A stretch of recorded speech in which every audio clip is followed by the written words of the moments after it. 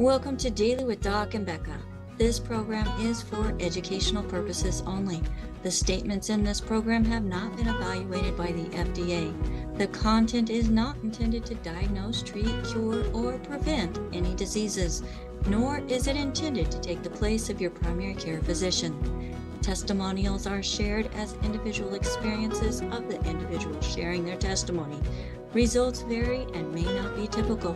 We do not make any claims regarding health or income. As an empowered individual, you do have options available.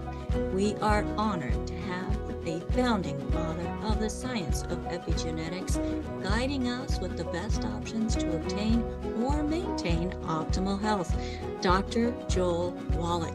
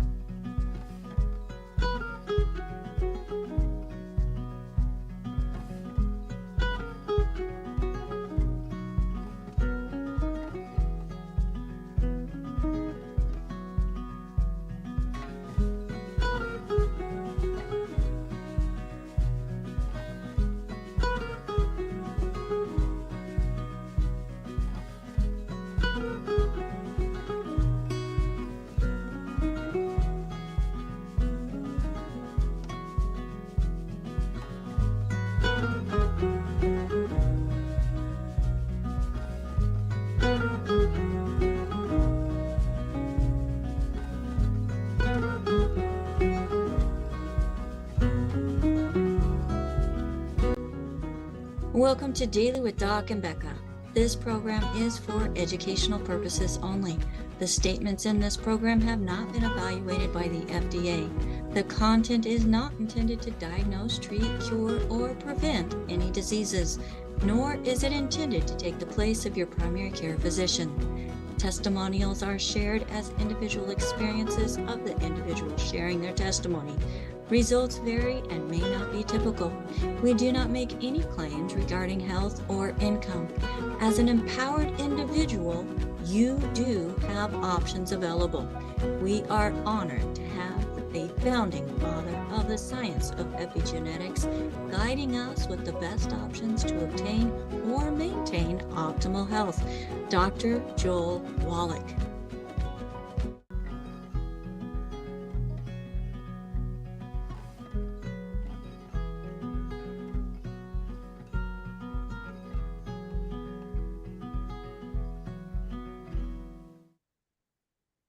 Hello and welcome everyone to Daily with Doc and Becca. Please let everyone into that Zoom room. Thank you, Albert. My name is Ruth Ellen Sanchez, and I am going to be your hostess for today. Rebecca Dukes is traveling, and so and we're wishing her well on her journey. And also, this program is for educational purposes only, and the content is not intended to diagnose, treat, cure, or prevent any diseases, nor is it intended to take the place of your primary care physician. The statements in this program have not been evaluated by the FDA. Testimonials are shared as individual experiences of the individual. Results may vary and may not be typical. We do not make any claims regarding health or income. As an empowered individual, you do have options. So if somebody referred you to this program, please get back with them with any of your questions that you may have after the show. Please feel free to ask questions during the show and just raise your hand and don't wait till the end, okay? So today I'm excited because Sheri Browning is one of our co-hosts and a valued team member, and she is going to be sharing some of her skills. Sheri is the wife of Curtis, who was a 22-year retired Navy veteran. She is the mother of 8 children. She is a certified holistic health coach. and she is a certified clinical herbalist. For 11 years, Sheri organized and teaches free community health classes. She lived overseas for 20 years with her family. She lived in Japan, the Philippines, and Kuwait. Directed a summer program for the U.S. Embassy children while living in Kuwait. Taught and directed preschool while living in Japan and the Philippines. Sheri says of all the things that she has done, her children are her greatest accomplishment. So I'm going to bring Sheri up on with me and we'll get to know her a little more. So that's Spotlight. There we go. Hello, Sheri. How are you today? Doing great. Thank you. Very good. I am so happy that you are here today. And today we are talking about eyesight, correct? Part of it's about eyesight and other things. It's just a continuation of the class we've had about kitchen herbs that can be used for medicinal purposes. And so it's just a carry on for that, but we are going to address eyesight because that was a question that came up. And the whole idea is that rather than run to and get over-the-counter pharmaceuticals or drugs or whatever, that you have stuff right there in your kitchen you can use for just those acute situations that come up, that you don't have to run to the store for anything. You can just pull it from your pantry. So you ready to begin, Miss Rotella? Yes, I am. I'm going to give you the floor. Okay. All right. So I hope that we all just look at what we can do for ourselves. My whole goal in teaching health classes and in even learning was to teach myself how to better take care of myself, my health. And rather than running to a doctor or running to the pharmacy, or we just learn to use what's already here. It is a great accomplishment in my life to be able to be self-sustaining as far as health goes. And so I'm just going to share some more different spices and herbs you may have sitting in your pantry that you can use for health. The first I'm going to talk about today are cloves. And here's a bottle of cloves right here. You'd be surprised what a powerhouse this is. They're strong antibacterial, antifungal, anti-candida, and antiviral. They have all those properties with virtually no side effects. They're a natural antibiotic. Think about that. A natural antibiotic in this little thing right here. They're excellent for digestion. They help with problems like indigestion, nausea, and generally improves digestion overall. Cloves also increase bile flow and increases your digestive enzymes. All those are very important to digest properly in your body. They're great for dental pain relief. Anything dental, you can use cloves. They help numb the tooth pain that you may be having, and they also eliminate the microbes that might be causing that pain. Historically, cloves was used by dentists before Novocaine was invented. Isn't that interesting? They're very practically used. As a matter of fact, the last couple of days I've had some pain from, it's a root canal that was causing me some issues, and I had, and I still do, this is clove tincture that I made. I had some in my closet, or cabinet, but I was very low on it, so I made some more because you can use it. You just dip a cotton ball in there, put it next to the area that is hurting, and it will numb it. It numbed it for about 30 or 40 minutes. It has natural numbing properties in it. It's fabulous for dental, anything to do with the dental or gums. It's easy to make. It's really easy to make this tincture. If you can buy it already made, but you can make your own. All you have to do is it's a 5-to-1, 1-to-5 ratio. Let's say, to make it at a measurement that we can understand, if I had a tablespoon of the clove powder, I would add 5 tablespoons of a good vodka. So vodka is what I use, and I try to get the one that is the highest quality, because you don't want anything cheap in your stuff. So 1 to 5. So if I had 1 tablespoon of the powder, I'd add 5 tablespoons of the vodka. Then I'm just going to sit that on my counter. I sit it on an area in my kitchen where I will see it every day. It's an area that doesn't get any direct sunlight, and it has very little light in that one particular area. And then I just shake it. A couple of times throughout the day as I walk by, I'll just shake it. And in a few weeks, I'll stick it in my room where I store all my herbs, and it's on hand. I don't even bother to strain it right away until I want to use it. And then I strain it out, and then I use that. I dip the cotton ball in it and stick it in my mouth because it isn't necessary. You can just leave it in there and do that when you want. Now that's a 1-to-5 ratio. Now there is a traditional way or folk way to make tincture, and I hope you'll try that too, because it's so easy. And all you do then is fill up your jar halfway with the powder or the herb, whatever it is, and then you just cover it with the vodka. That's the folk method. You don't measure anything. You just cover it about halfway and then fill it with vodka. And then you're going to check it to see if you need to add any more.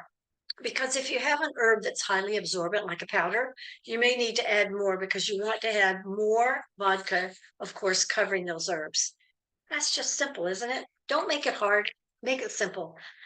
Make some clove tincture and have it on hand when your family or anyone needs it. Nothing hurts worse than a toothache. I mean, just nothing. I don't say don't go to the dentist. You can certainly go to the dentist. But in the meantime, that is a game changer for tooth pain.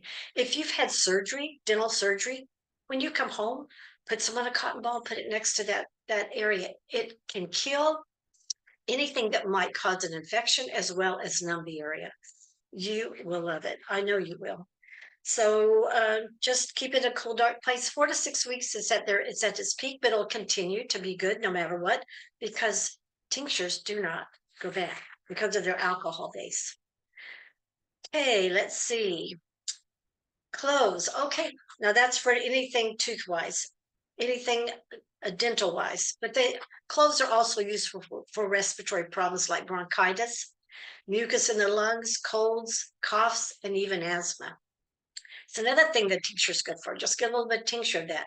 You can also take these out and just chew them, which is what I do sometimes. If I want to use them, I'll just take some cloves out and chew them. It actually tastes quite good. Cloves help with brain function. They help with a healthy heart. They help with a healthy immune system. Cloves are a natural sedative, so it can be used as a sleep aid without the side effects of sleep medication. Just make some clove tea.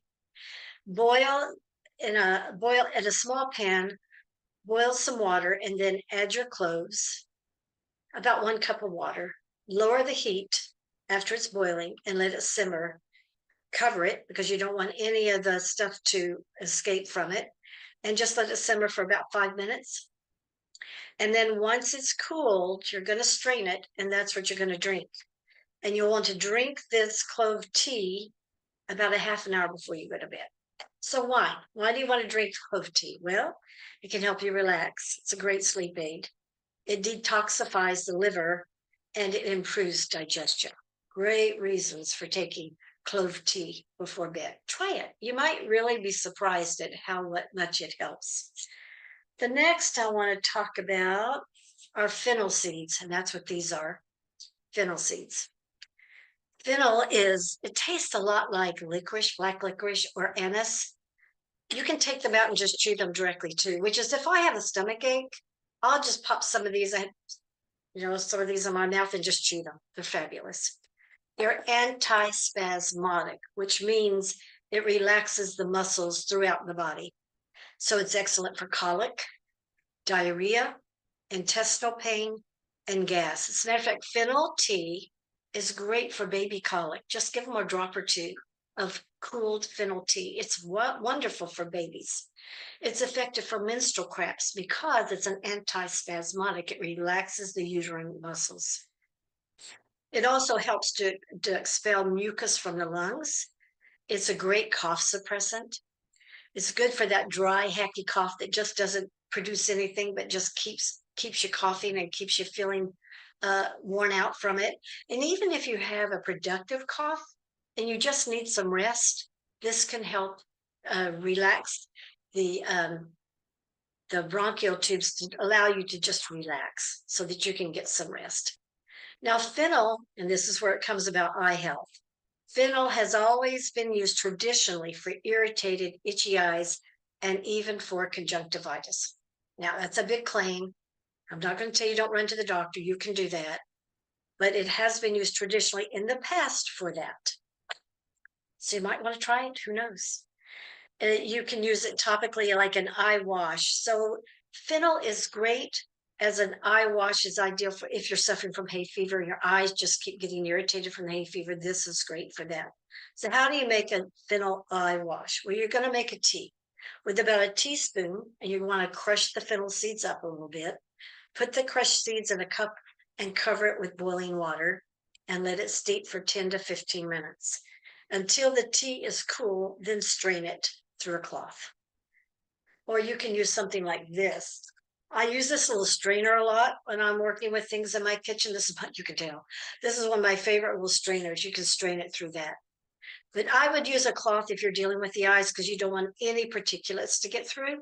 So just strain it through a cloth. And then you can use it as a compress. So you're going to soak a clean, sterile cotton pads in that tea. Squeeze out a little bit, enough that it doesn't run that much, and then put them a different one over each eye. So if you're having both eyes are bothered, put them over your eyes and just relax for 10 or 15 minutes. Then throw the cotton pads away. You don't want to use them again. And you can repeat that for 2 or 3 times throughout the day for relief. It's very good for that. Or you can make an eye wash, and that's what this little cup is for. You'd use a clean or sterilized eye wash cup. You can get these at most pharmacies or you can get them on Amazon. You fill the cups with the cooled, strained fennel tea. And then you lean over and press the cup into the eye like this to form a seal and then throw the head back. And then you blink gently while your eye is in there to have it gently solution washes over the eye. And I know this is kind of crazy, but I have on the past taken a toothpick, dipped a little bit of cayenne pepper, added that to it to stir it up, especially if I think I might have some sort of infection going on. And I've done that too. It's a little zingy at first, but believe me, it is very effective. So you don't have to do that. The fennel tea by itself is just fine. So if using a cup, you want to use 1 cup for each eye. That's why I have 2. You don't want to use the same cup of fennel tea for both eyes because then you're going to transfer whatever may be going on one eye into the other. So I always make 2, and that way I have them ready to use for both eyes. Or you can just take the fennel tea, an eyedropper, and just drop it in your eyes throughout the day. This is great for inflammation and redness, and it can calm down strained eye muscles. So that's how you use the fennel tea. Now, freshness is the key. When you make a homemade eye wash, you should always make a fresh batch each time you use it. You do not make it and stick it in your refrigerator. You make it, use it, toss what's left, or drink what's left. But make a fresh batch for the eyes each time you use it. You don't want you want to avoid any contamination of bacteria when you're dealing with the eyes. So I hope you'll try that. I think you'll find it's really, really helpful. So that's fennel. Now, if you have any questions, I don't mind if you raise your hand or ask them as we go along. But if you don't, I'm going to continue on. Yes, ma'am, you have something, Rosella? I do have something I want to say and ask. Okay. I was wondering, I've never heard that fennel was good for tired eyes, eye strain, when your eyes hurt and you just need to close them. And then cayenne pepper. You just dip a little tiny itty bitty bit. Just a little tiny itty bitty bit, yeah. You don't have to do that, but I've done it before.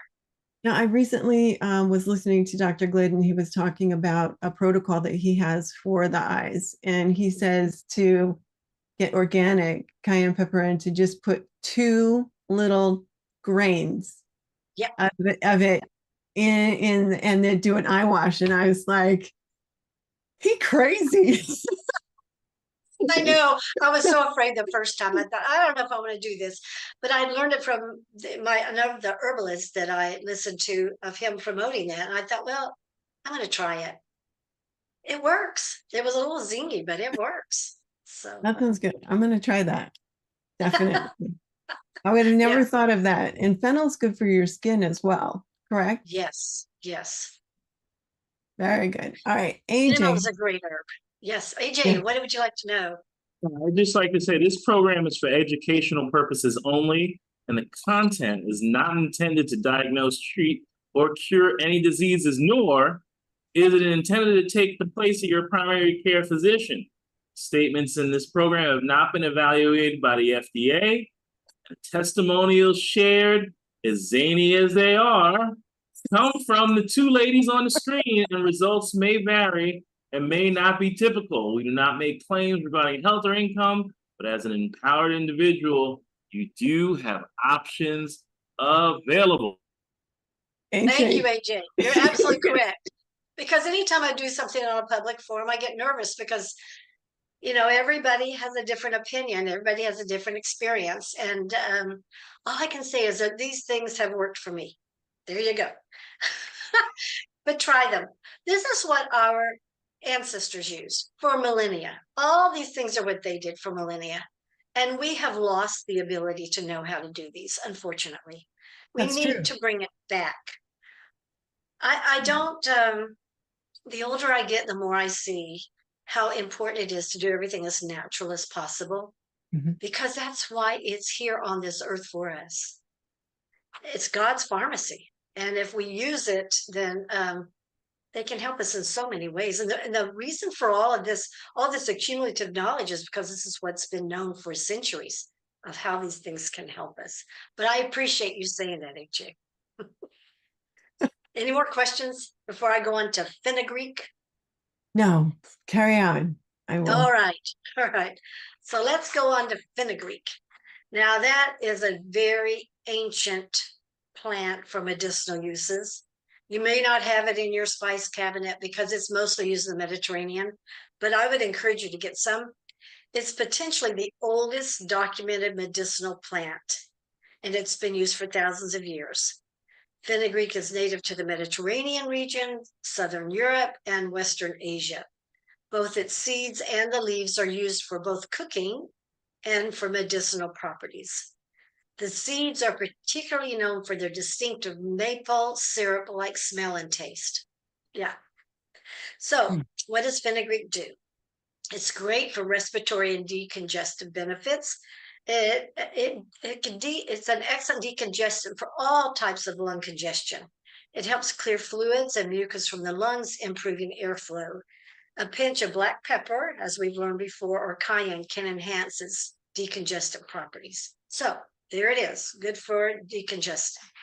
Fenugreek is a soothing and demulcent herb properties. It's excellent for digestive issues, mouth sores, sore throats, intestinal irritation. Gosh, can you believe it does so much? It acts as a natural emollient. Now, what I mean by that, that means it softens, smooths, and hydrates, coating and calming the gut. It's a general tonic. So it's beneficial for people who are feeling weak and weary. It just helps to rejuvenate. It's an overall restorative for general well-being. So if you're just feeling just kind of weak, weary, maybe mentally, maybe physically, maybe both, then try some of this fenugreek tea. I think that you will find that it's quite restorative. It's a lactation stimulant. It's highly effective in promoting milk production for nursing mothers. It can be used alone, or you can combine it with blessed thistle. So either way, it works either ways. Those two together have shown great success, and soda by themselves have shown great success. It's been known to help with blood sugar control. Now, I'm not telling you it's going to help with yours. I'm going to say you can try it and see if it makes a difference for you. It has been shown, in particular in people with type 2 diabetes, that it can help with blood sugar control. Maybe it will you, maybe it won't. Everybody is different. And testosterone and libido, some studies show that fenugreek may help increase testosterone levels and improve libido in men, just in case you wanted to know. So where can you get fenugreek seeds? Well, everywhere. Most grocery stores have it. In my area, Sprouts Market has it, Kroger grocery store, Indian stores nearby have it. So get some and have on hand. You might not cook with it if you don't cook Mediterranean type dishes, but you may find it great to have on hand for medicinal uses. Any other questions on fenugreek? It's okay. So No. let's go into rosemary. Rosemary I grow in my garden, and I mean, you can't kill rosemary. Here's some rosemary right on my garden this morning. The part that you use is the part that's really soft. You can use that. You don't want to use a woody stem, but this soft, bendy stuff, that's all usable. It is part of the mint family, and we know that the mint family has a long history for both cooking and for traditional medicine. It's great for pain relief. It's effective for headaches, including some migraines. It can be used as a natural alternative to over-the-counter pain relievers due to its anti-inflammatory properties. It just drops the inflammation in the body, which helps the pain subside.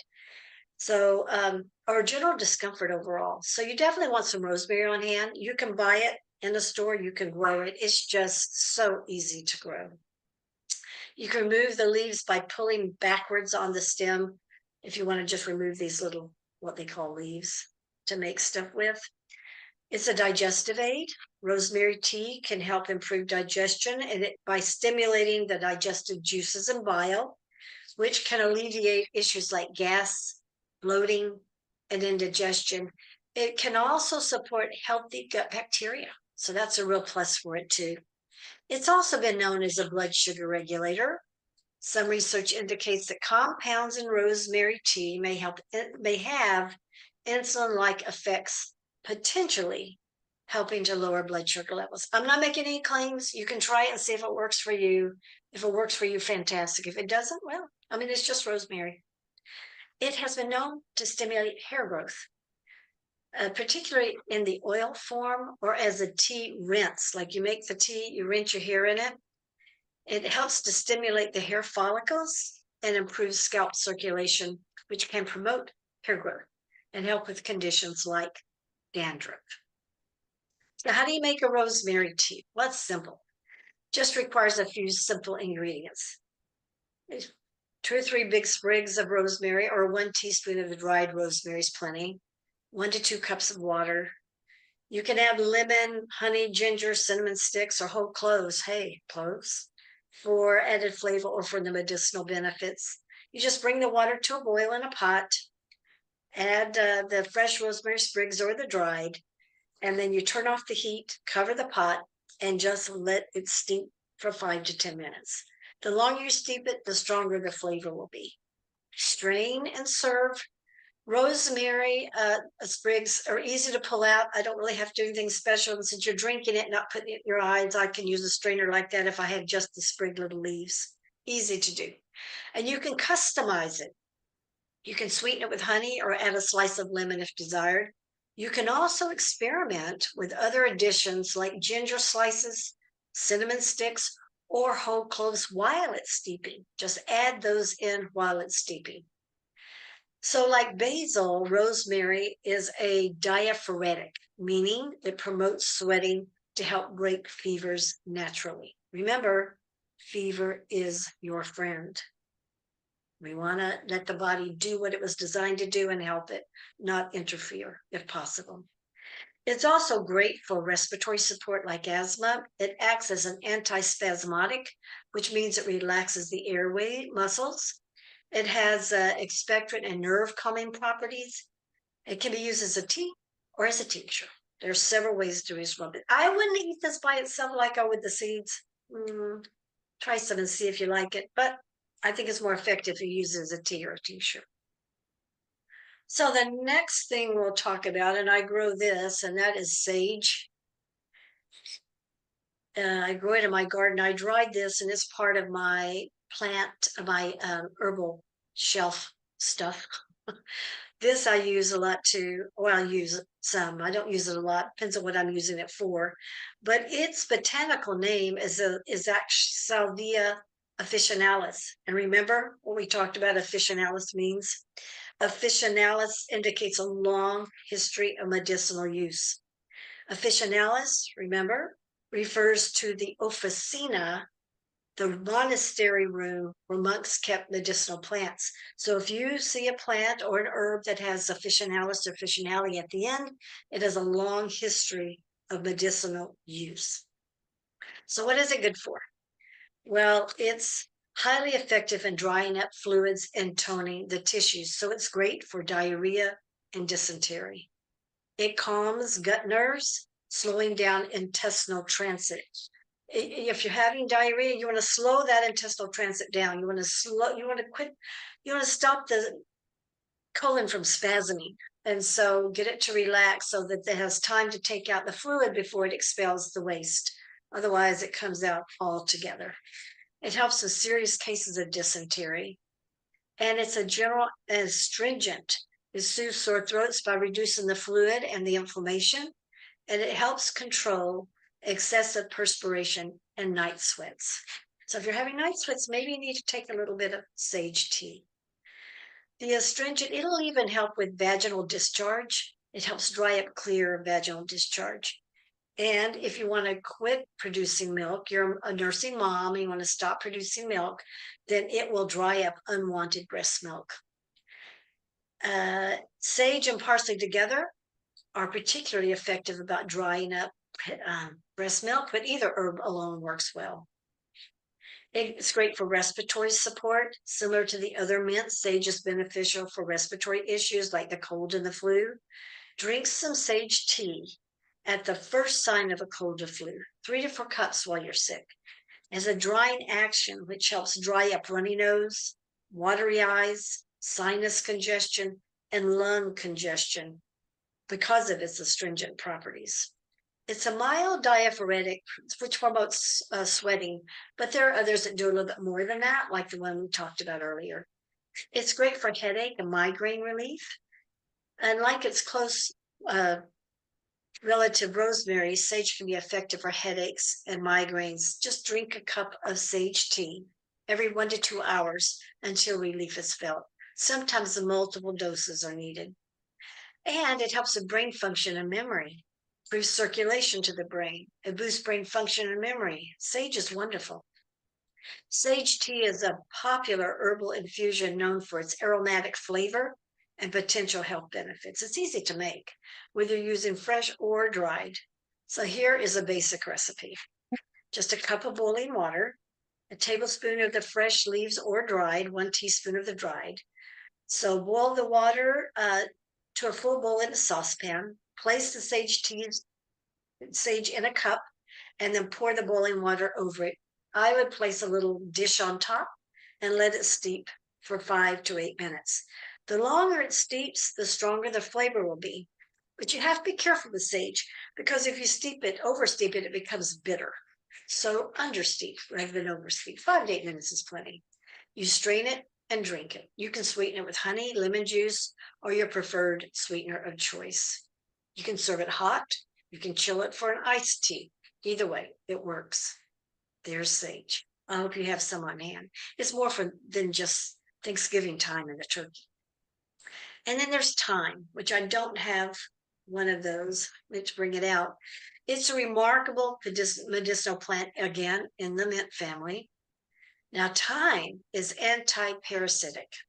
It helps with internal worms. It's very effective against worm infestations. It's excellent for topical use against lice, head and body, crabs, scabies, and mange. The tincture form is recommended for topical application to kill these bugs. So if you make a tincture and use that, it is very effective at killing those parasites. It's also, like other mints, thyme is excellent for digestive issues.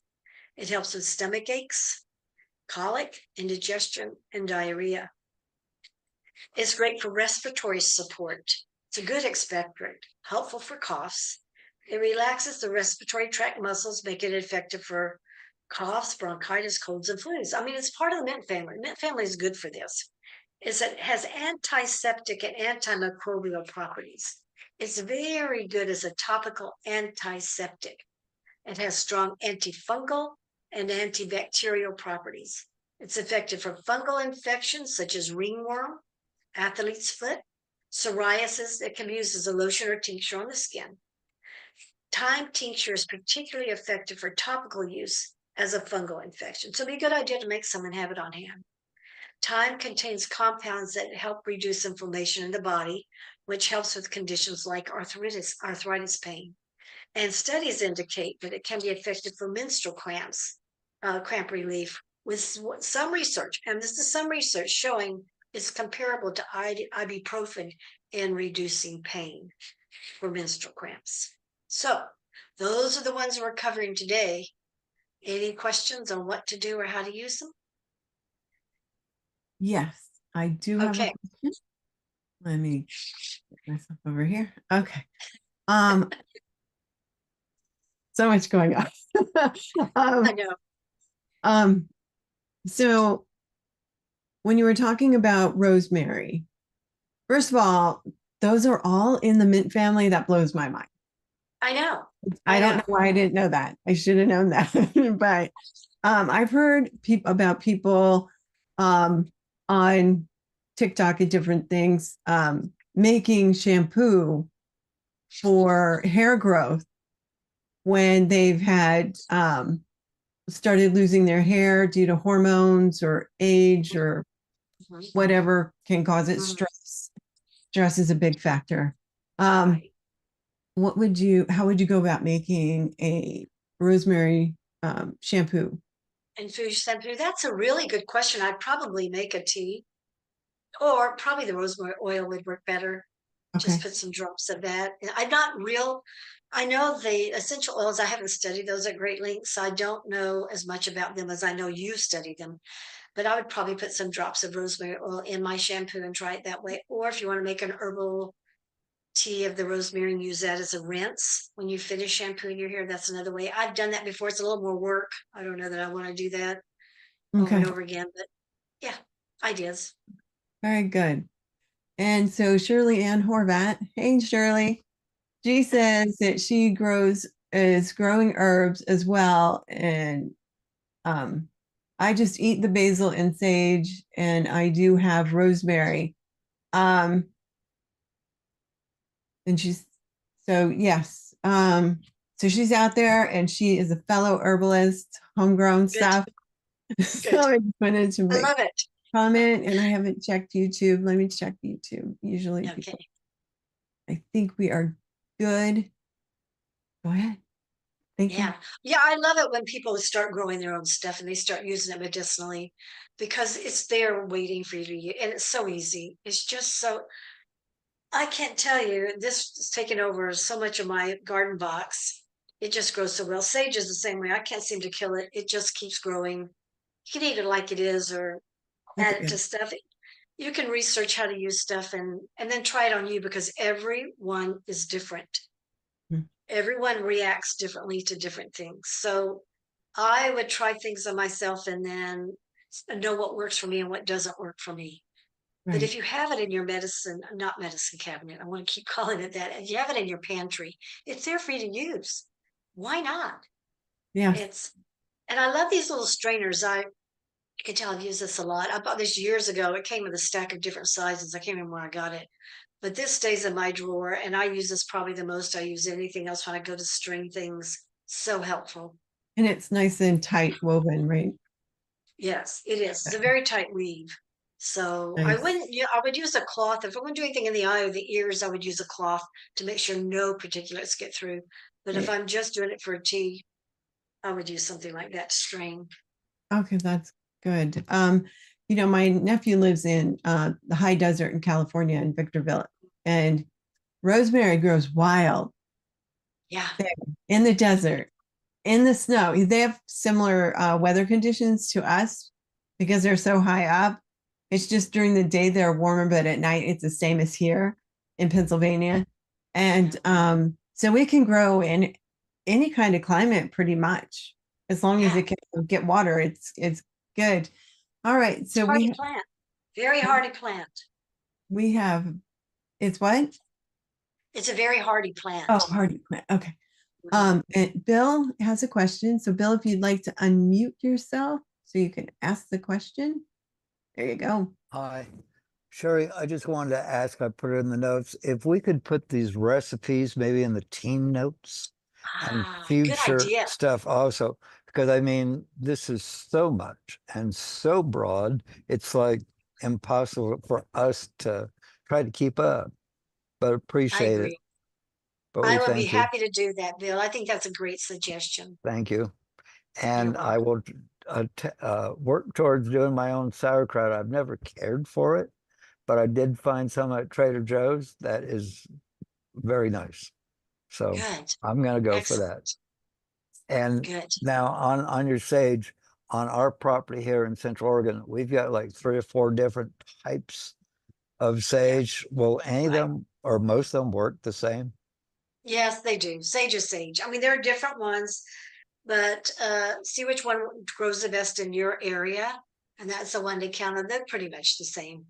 Yeah. Well, we are high desert also, but we have so many other plants here that could be medicinal, like mullein. Yes. Oh my goodness. So That's not something people have in their spice rack, but mullein. I've grown mullein and I have it in my herb room, and I have a mullein tincture and I have everything mullein because it's such a great herb. But it's not something people are going to have in their spice rack. well, So it is a noxious weed here, and I've got some to take care of ah, today. But anyway, thank good. you. You're Thank you. welcome. Thanks for asking. So Sheri, I forgot, I was Yeah. going to ask, how do you go about drying the sage? Very good question. There are several ways to do it. This, I'm trying to think of how I do. I have an Excalibur dehydrator, and that's where you control this air that moves around the plant to dry it. And you can set it at a certain temperature. You never want it hot. You always want it just enough to remove the moisture. With this, I think I put it in the dehydrator and left it there until it was really dry. And it's very, very dry. But I've also laid it out on a table with either some paper or towels underneath it and just laid it out and let it just dry, air dry. That works too. So any way you want to do it, that you just want to make sure you're not using heat to dry it. Some people have said they put them in their oven. I don't do that because I don't want to do anything to take any of the medicinal value out of a plant by overheating it. Right, it could change its composition, right? It does. And you want it Right. to release all those oils and good parts in a tincture if you put it as a tea, correct? Right. Right. Right. So yeah, either a dehydrator if you have one. You don't have to get one. You can lay it out on a table, let it dry with something underneath to help absorb the moisture. You don't want to do it outside. It has to be done inside because bugs, insects, they would love this stuff. So you have to do it inside your house, not outside. I did one time dehydrate onions. What a mistake. My house smelled like onions for days and days and days. And if you like onions, that's great, but it can sometimes be kind of not such a pleasant smell. No, that would not be But I good. learned with that one. Because sometimes you see in like movies from the old, like that are portraying olden times, they have things hanging all over the place and by the fireplace. So it's like drying, but not And you heated. can do that too. You can do that too. Like you can get a lot of sprigs of rosemary, tie them together and hang them up somewhere, let them dry. If you want to do that, it's just whatever you choose to do. Cool. Yeah. Thank you. Yeah, sure. So that's all the questions I had. Okay. So I'm trying to think of anything else I might be able to add to this. I do want to add, make it simple. Don't overcomplicate things. That's why I gave the folk method for making tinctures as well as the scientific method of doing 1:5 ratio. Just make it simple. You can overcomplicate life and overcomplicate this too. You're not dealing with a bunch of chemicals that can alter the body in a horrible way. You're just dealing with food. You're dealing with herbs. Now, there are some heavy hitter herbs that wouldn't be in your spice rack that you would have to be careful of, but we're dealing with things that you would add to food. So, just make it simple. Keep stuff on hand that you can turn to. That way, if a toothache comes up during the night, you can go get those cotton ball, dip it in your clove tincture and put it next to that tooth. If you have oral surgery, you can use that rather than taking a lot of medication that can really impact your liver in a negative way. my whole idea on doing herbs is so I can work with my body and not have my liver go through a hard time of detoxing from stuff that chemically I've taken that it's kind of hard on. Yeah, that's really important. I had well, I don't remember. It was like 2013. I was a very fluffy girl, and I had some injuries, and I was in a lot of pain, and I all the time, like I had some issues. I could hardly move my leg, and I literally 4 Advil, 2 Tylenol, 2 to 3 times a day. And then I got really sick and I had to change my diet because I was sick and like I couldn't even eat. Like I could not put one more thing in my body at all. And when I started losing weight and there was a detox reaction from the chemicals. And then when I started taking nutrition and my body started to cleanse, and that was in 2015, I started taking really good nutrition, longevity products. And I literally had, I don't mean to be gross, but I had butt blistering diarrhea and all of the toxins. I gotta be real here. Aging. Yeah. But The I body mean, is trying. yeah, it literally was painful to my body, just releasing the toxins from my fat cells. And Yes. so Right. we need to be mindful that whatever you put in, a lot of things get stored in your fat cells.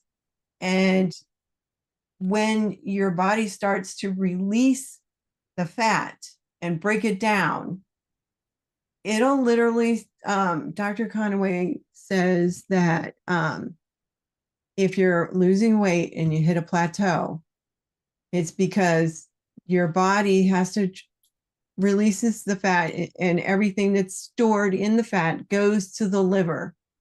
And the liver will literally get overwhelmed, and it'll send a signal to your brain, to your body, to stop burning fat until it can repair and heal itself and process what you put in it. So that's a huge thing. So using natural things is very, very important. It is. But it goes to show you how smart our bodies are. Mhm. They know what to do. Our body knows what to do. That's why I say listen to your body and study maybe a handful of herbs, spices in your spice drawer. Learn what they can do, learn how to use them, and then start incorporating that. So rather than running to the pharmacy, the drugstore, run to your pantry and get some stuff out, or run to your little herb stash that you have someplace, maybe the tinctures you've made, so that they're on hand. I don't even have any kind of ibuprofen, Tylenol, anything like that. I don't even have it in my house. I just don't have it.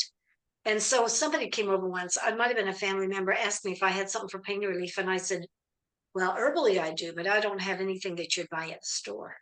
So there's so much we can use, so much we could do. And our livers really need to be, you can abuse them through the toxicity, like you said, of taking pain relievers. Over-the-counter pain relievers can be very toxic and hard on the liver. Yeah, and I took that for years. Yes, I've known people like that.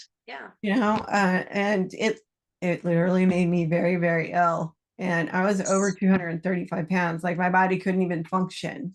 It was bad. Yeah. So Yeah. I'm grateful that I found really good nutrition and changed that. So we do have a question on Rumble. Yeah. And Tweety33. Hello, Tweety. Nice that you joined us again. She says about the eyes and solutions. She doesn't think, or I don't think, I don't know if Tweety is a girl or a boy, so I shouldn't say. I don't think I can use this because of cataract implants. might cause some issues with the lenses. Okay, that's I interesting. know you're not a doctor, but No, what is I'm your not. All I opinion? can tell you is what I would do. I have cataract surgery too. I mean, it's age related, and I still use it. That's all I'm going to tell you. I use it. You can do your own research on that and see. But I also had to have cataract surgery. I wish I'd met Dr. Wallach 20 years ago. I think a lot of things could have been avoided, but I didn't. And so here I am. But that's just what I'm going to tell you I do. All right. Thank you so much. And if you're here with us on Zoom and you have a question, please raise your hand and ask. Thank you. Yeah. Yeah. Because when you do anything in the eye, it's just the outer eye that you're affecting. You're not going inside the eye. It's just the outer eye, and it washes out, right away. And tears wash out. So you're just working on this outside eye, and in the eyelids, that sort of thing. That's all you're doing. You're not injecting anything in the eye. You're not putting anything inside the eyeball itself. Right. Right. Okay. Very good. So, did you have any more herbs you were going to talk about, or anything regarding eyesight and some other?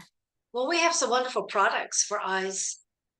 I love the Ocutiv is great. I take that too. Ocutiv, Vision FX are wonderful products that Longevity has for eyesight. Another good product is with the Good Herbs line. They have wonderful products too for eyes. The circulatory support, because you want good blood flow to the eyes, just like you want good blood flow to the brain and to all of your limbs. So a good circulatory support formula that they make with herbs is fantastic. I use that. I use a lot of the Good Herbs blends because I love them so much. I have my own. They don't have things like, they don't do things like clove tincture or anything like that. You would want to do that on your own, but they have a fabulous line. I love our Good Herb line. I wish people would get more of it. They have a great hypothalamus that's wonderful support. They're all tinctures, and they're just easy to take. I would definitely look into those. Oh, good. Okay. So Sports iPhone, you have a question if you'd like to unmute. Hi, Sports. Hello. Hi. Hi. Hello. Did you have a question? Yes, let me unmute and try to get on the Okay. camera. Oh, So you we can can't hear turn your camera on. I'm sorry. no wonder. Okay, no Share problem. your settings. So my name is Jason. I'm under Mary Ann, and one of my new clients, his name is Ray Saint, and he was wanting to speak with somebody about he has asthma. And he's getting close to 60. He's still on a inhaler, and then he has some other things going on, with his feet, like tingling with his feet. It's not nerve damage or anything like that. Gout. It's gout. He has gout. And do you have any tips for him I can give him? All right, Ruth Ellen, I bet you've got a good one. Okay. AJ's got his hand up. I know I'm not allowed to say because I'm not a medical person. Yeah. Unfortunately, on this show, Sport, if you would send in that question to questions at, how does it go? Questions at dailywithdoc.com. Yes. Yes. Send that question in to us and we can get that answered for you. I'm not allowed to answer that kind of question online, and neither is Ruth Ellen, because we are not medical professionals. But we'd love to get your question if you want to send it in to us. Yeah, Questions at dailywithdoc.com. Yes. If you can, questions has an S on the end. Yes. Questions at dailywithdoc.com. Yes, and you could even call the Daily with Doc hotline. It's 855-949-3377 as well. And a certified holistic health coach can help assist you. And they can also contact Pharmacist Ben or a doctor and get answers to questions that we're not qualified to answer. Awesome. Yeah. 'Cause I don't want to get shut down. So we can't make, I'm not a doctor, I'm not medically trained. Well, We get could monitored. could I sports. ask We get this? monitored. Can I ask this? See. I know you guys aren't medical doctors, Mhm. and so far based on the information that you know, if I was asking that question, what would you recommend? I would have We to say can't- the same thing. We can't I'm not a answer that medical question. professional. Darn. Okay. Now we If can't. you Like I ask said, about herbs, the herbs we've talked about today, I can answer that, but I can't answer Oh, anything as wow. far as the health issue goes. Yeah. We're not Would- allowed to. Okay. yeah, would mullein be good for, you could talk about mullein, right? Yeah. Yeah. I mean, any herb But- I can address, but Yes. then I can say what I've learned, and anyone can look it up online and learn about it. But Okay. Well, All right. So yeah, thanks. if you could give us a call or send an email Okay. to questions@dailywithdoc.com, that would be better, just to All protect right, the- thanks. and ourselves. you're welcome. Thank you so Thanks much. for asking, sports. And We Thanks for appreciate it. showing up, being here. 6 more minutes. Yeah. Glad to have you. Okay. AJ? Albert had a question. Oh, Albert, go ahead. Albert Let said, me try. My internet is quite bad, so could you ask it, Ruth Ellen? yes, I can. Sorry. AJ, you Thanks. could have asked that question for me. Okay. Sheri, can Sheri mention drying ginger and or turmeric without a dehydrator? Right. You can lay it out. It's going to be harder to dry because it is a rhizome, but you can lay it out thinly sliced and let it dry by itself in the air. That works too. I Okay. haven't tried actually drying ginger because I just use it like it is, but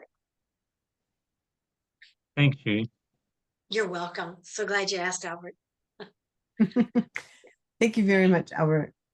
Yes. All right. So is there anything in closing that you would like to say? We have 5 more minutes. So if anybody had a Okay. quick question or, thank you, Albert. Well, I guess in closing, I would like to say that you must start with the essential 90 nutrients. I wish I'd known. I mean, you can do herbs and they're great, but you must have the nutritional foundation. You just must.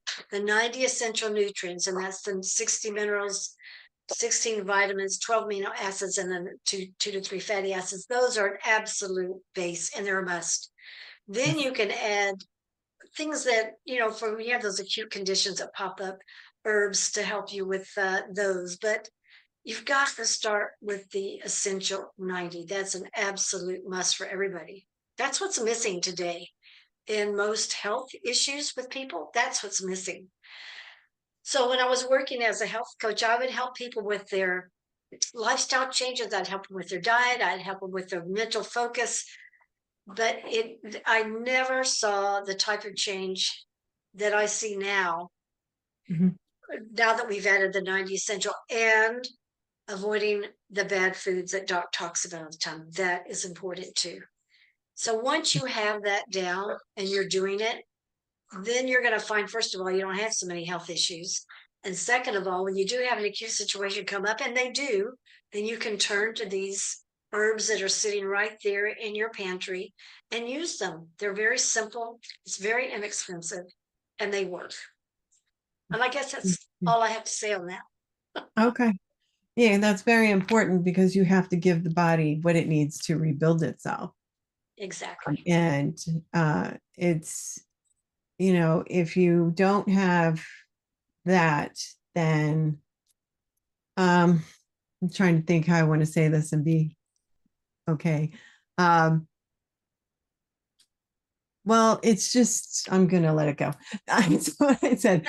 You need to give yourself building blocks, and the body can do amazing things because God put everything that we need here on the planet.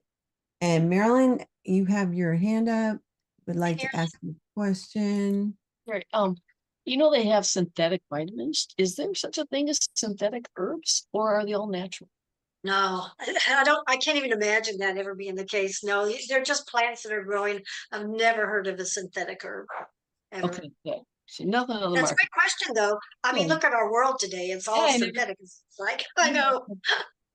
Okay, Thanks for asking. fantastic, You're welcome. Alex. Thank you. Thank you for your question, Marilyn. Yeah. All right. I did want to talk about something. Oh, you said that you use vodka for your tinctures. Yes. Right. And so now they make vodka with like wheat. So you need to make sure it's a gluten-free version of vodka, correct? I guess I've there's never heard another- about them making it with wheat. I would use the non-GMO version, so get the organic, so it's not made with a corn, this GMO corn. That's why I say use a good quality. Look for an organic vodka. It costs a little more, but it's worth it. I didn't realize that for a long time, but it is worth it. You can use brandy. I mean, there are different constituents you can use. We call it a menstruum when we're using it in an herb to extract stuff.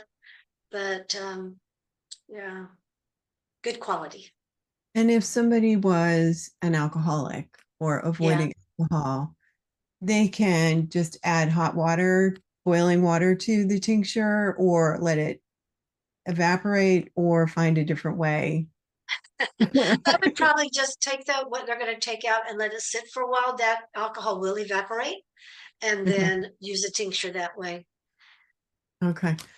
The alcohol does evaporate. Yes.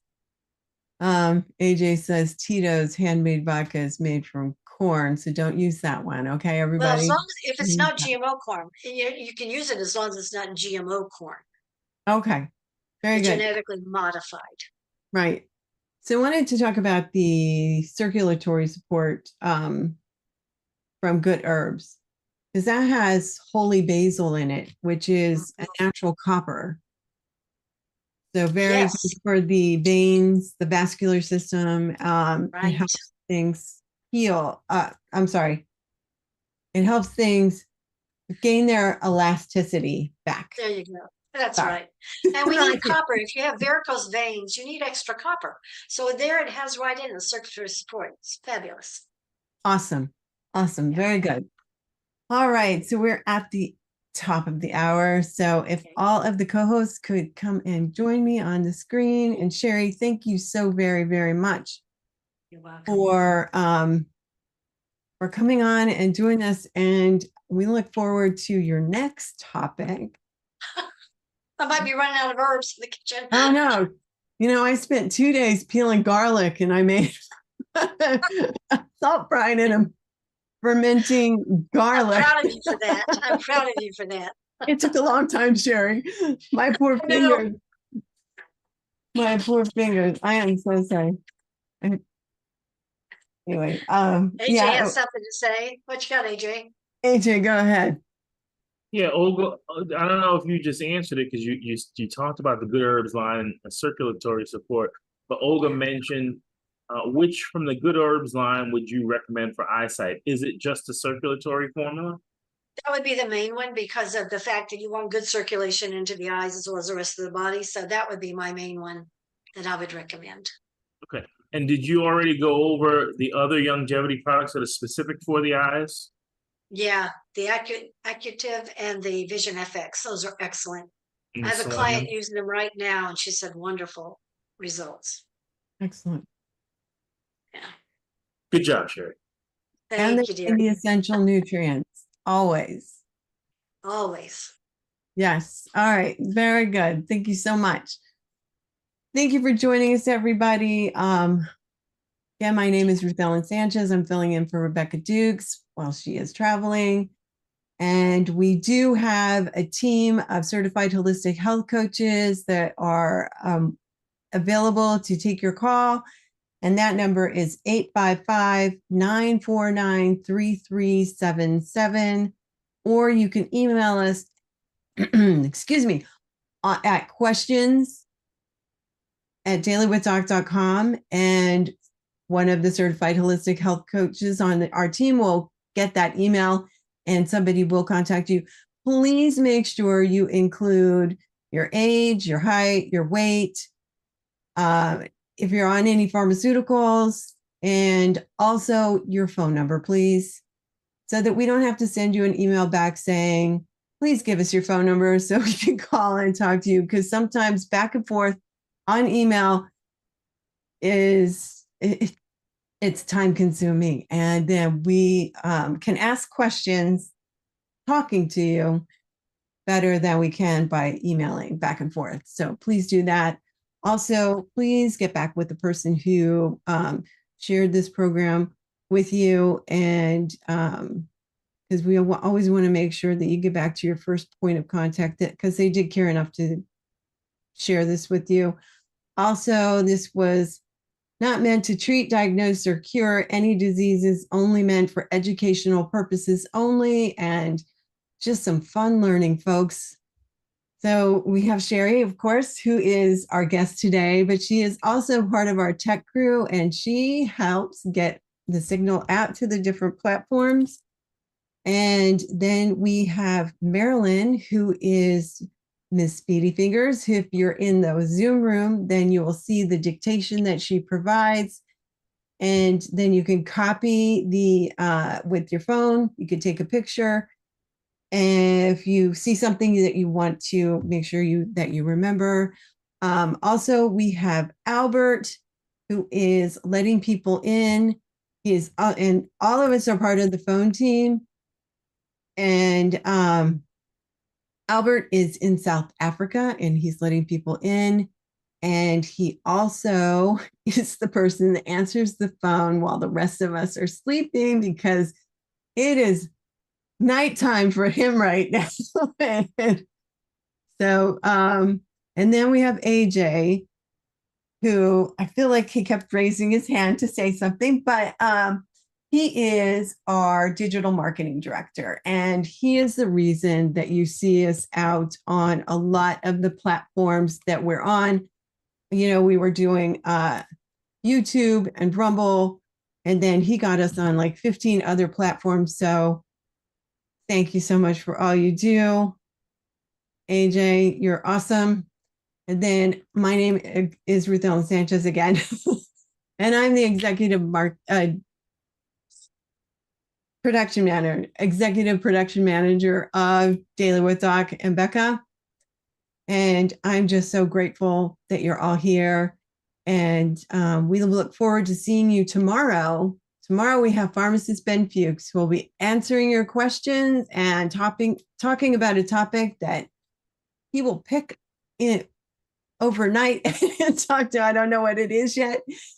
And I'm getting a little tongue-tied, and I don't know why. So I guess it's time to stop talking. Thank you, everyone. We love and appreciate you all, and we wish you all the very, very best in health and wellness, and just a great life and a great, great day. So we'll see you all tomorrow. Bye for now.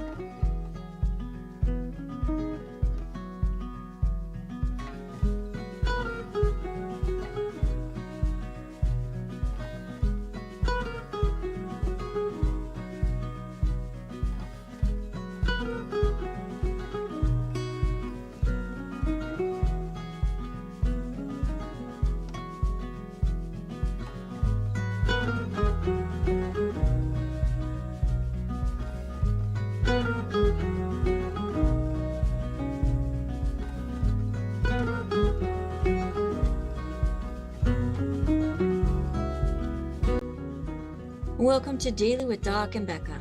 This program is for educational purposes only.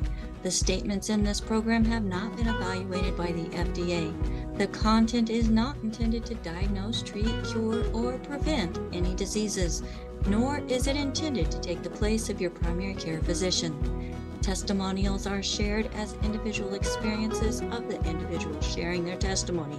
Results vary and may not be typical. We do not make any claims regarding health or income. As an empowered individual, you do have options available. We are honored to have a founding father of the science of epigenetics guiding us with the best options to obtain or maintain optimal health, Dr. Joel Wallach.